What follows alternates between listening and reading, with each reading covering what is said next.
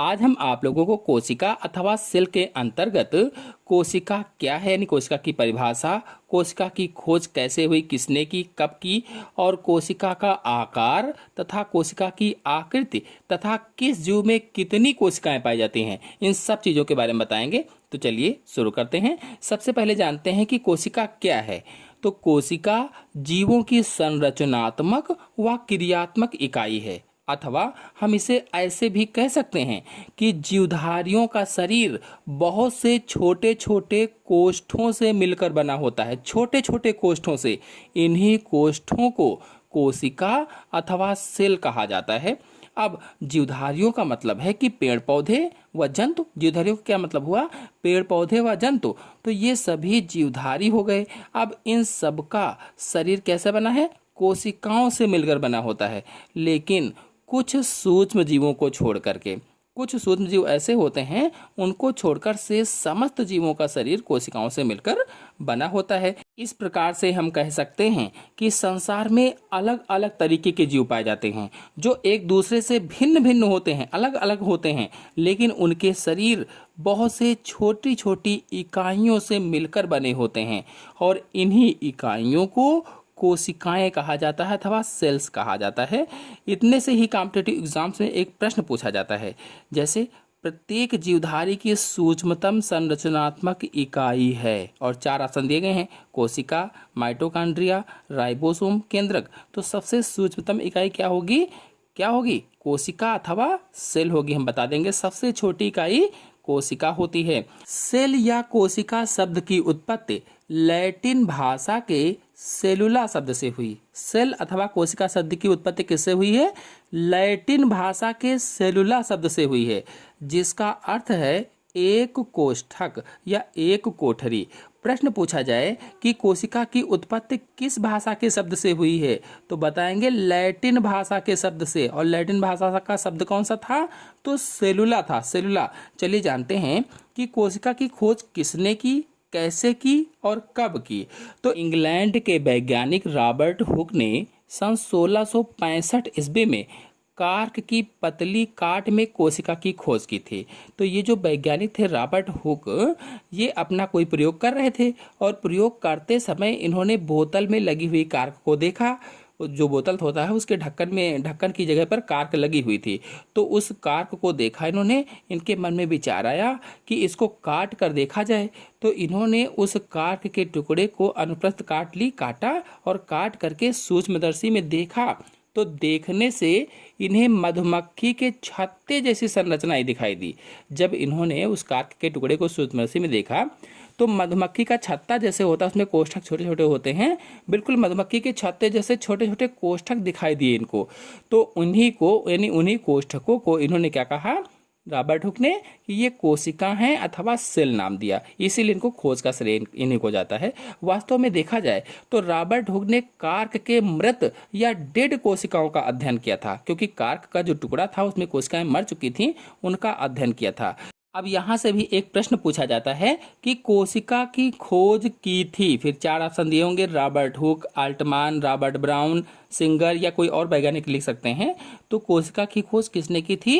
Robert Hooke ने की थी। और कब की थी? तो सन 1665 ईस्वी में की थी। बता दें कि रॉबर्ट हुक के द्वारा कोशिका की खोज के 9 साल बाद, रॉबर्ट हुक ने जब खोज की उसके 9 साल के बाद वैज्ञानिक एंटोनी वान लीeuwenhoek ने सन 1674 ईस्वी में एक कोशिकीय पादपों, जंतुओं, जीवाणुओं, डायटम्स, रुधिर कोशिकाओं व शुक्राणु का सूक्ष्मदर्शी के द्वारा अध्ययन किया। यानी इनकी कोशिकाओं का सूक्ष्मदर्शी के द्वारा अध्ययन किया, चाहे वो एक कोशिकीय पादप हो, जंतु हो, जीवाणु हो, कोई भी हो, इनमें से जो बताया है मैंने, तो इनकी कोशिकाओं का इन्होंने अध्ययन किया।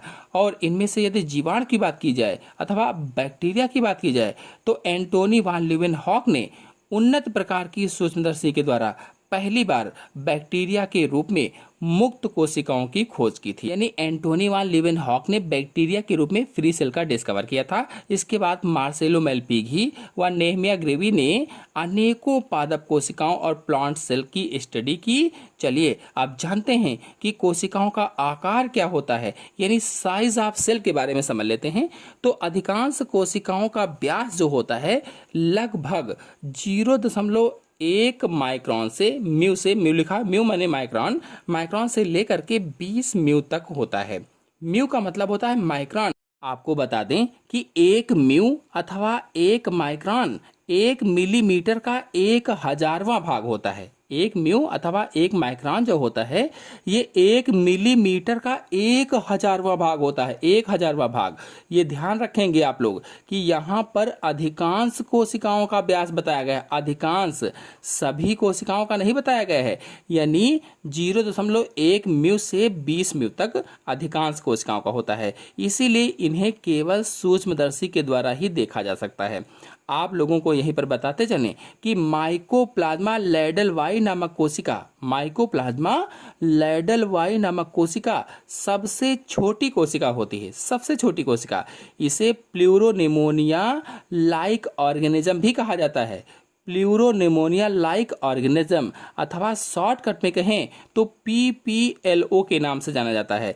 तो अगर प्रश्न अब पूछा जाए यहाँ पर कि संसार की सबसे छोटी कोशिका कौन सी होती है, तो बताएंगे माइकोप्लाज्मा, अथवा बता देंगे प्लूरोनिमोनिया, या कह देंगे PPLO संसार की सबसे छोटी कोशिका होती है। जो भी ऑप्शन इसमें से होगा, चाहे वो माइकोप्लाज्मा लैडलवाई हो, चाहे प्लूरोनिमोनिया हो, चाहे PPLO हो, जो भी ऑप्शन हो उस पर टिक कर देंगे।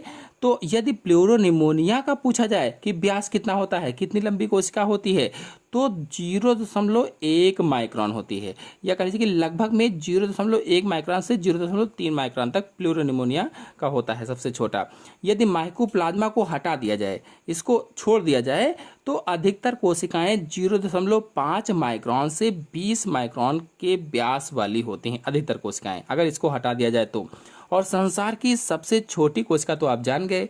अब यदि सबसे बड़ी कोशिका को पूछा जाए कि संसार की सबसे बड़ी कोशिका किसकी है, तो शुतुरमुर्ग का अंडा संसार की सबसे बड़ी कोशिका होती है, जिसकी लंबाई 135 से 170 mm तक होती है, 135 से 170 mm तक। अब हम लोग कोशिकाओं का आकार तो जान गए। चलिए अब कोशिकाओं की आकृति अथवा शेप ऑफ सेल्स के बारे में जान लेते हैं।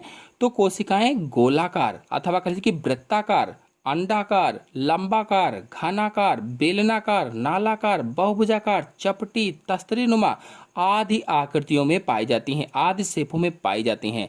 मतलब स्थिति व कार्य के आधार पर कोशिकाएं अलग अलग आकृति की होती हैं। और मैंने बताया आपको कि गोलाकार, अंडाकार, बेलनाकार, घनाकार, पंचकोणीय, खटकोणीय अलग अलग प्रकार की कोशिकाएं पाई जाती हैं जीवों के शरीर में। चलिए जानते हैं कि जीवों में इनकी संख्या कितनी होती है, कितनी संख्या पाई जाती है। तो जो जीव एक कोश की है, यानी जो एक कोश के जीवधारी होते हैं, जैसे बैक्टीरिया है, जीवाणु जिसको कहा जाता है हिंदी में, अमीबा है, यीस्ट है आदि का शरीर केवल एक कोशिका का बना होता है। कहने का मतलब ये है कि जितने भी जीव एक कोश की होते हैं उनमें केवल एक ही कोशिका होती है, इसीलिए इन्हें एक कोशिकीय जीव या यूनिसेलुलर ऑर्गेनिज्म कहा जाता है। अब जो बहुकोशिकीय जीव होते हैं उनके शरीर में उनके आकार के अनुसार अधिक कोशिकाएं होती हैं, जैसा आकार उसके अनुसार अलग अलग प्रकार की अलग अलग संख्या में कोशिकाएं होती हैं। और बहुकोशिकीय का मतलब है बहुत सी कोशिकाओं वाले, जैसे जो बहुत से पौधे हैं व जंतु होते हैं उनका शरीर सैकड़ों से लेकर के कुछ हजार तक कोशिकाओं का बना होता है। और अधिक जटिल जो जीवधारी होते हैं, जो जटिल जीवधारी होते हैं जैसे बड़े पेड़ पौधे हैं, मानव हैं आदि, इनकी कोशिकाएं जो होती हैं 1,00,000 करोड़ मतलब 10 खरब तक होती हैं। अगर मानव की बात की जाए तो लगभग में 10 खरब तक कोशिकाएं पाई जाती हैं। तो आज मैंने जितना आप लोगों को पढ़ाया उस पर कितने सारे प्रश्न बन सकते हैं। पहला, जीवों की सबसे छोटी इकाई क्या है, तो कोशिका। दूसरा, कोशिका शब्द की उत्पत्ति किस भाषा के शब्द से हुई है? तो लैटिन भाषा के शब्द से हुई है। और वो शब्द कौन सा था? तो सेलुला था। और कोशिका की खोज किसने और कब की? तो रॉबर्ट हुक ने सन 1665 ईस्वी में की थी। और बैक्टीरिया के रूप में फ्री सेल की खोज किसने की? तो वैज्ञानिक एंटोनी वान लीवेनहॉक ने की थी। और इन्होंने 250 से अधिक सूक्ष्मदर्शियों का आविष्कार किया था, बनाया था। नेक्स्ट है, कोशिकाओं का आकार कितना होता है? तो 0.1 से 20 माइक्रोन तक होता है। सबसे बड़ी कोशिका तो शुतुरमुर्ग का अंडा होता है। सबसे छोटी कोशिका तो सबसे छोटी कोशिका माइकोप्लाज्मा की होती है, माइकोप्लाज्मा लैडलवाई। आप कोशिका अथवा सेल के बारे में आगे की जानकारी अगले वीडियो में लेकर आऊंगा, जिसमें कोशिका का सिद्धांत व कोशिका की संरचना के बारे में बताएंगे। यदि आप लोगों को मेरा वीडियो पसंद आया हो तो वीडियो को लाइक और शेयर कीजिए, अपने दोस्तों में जरूर शेयर कीजिएगा और चैनल को सब्सक्राइब कर लीजिए यदि चैनल पर आप नए हैं तो।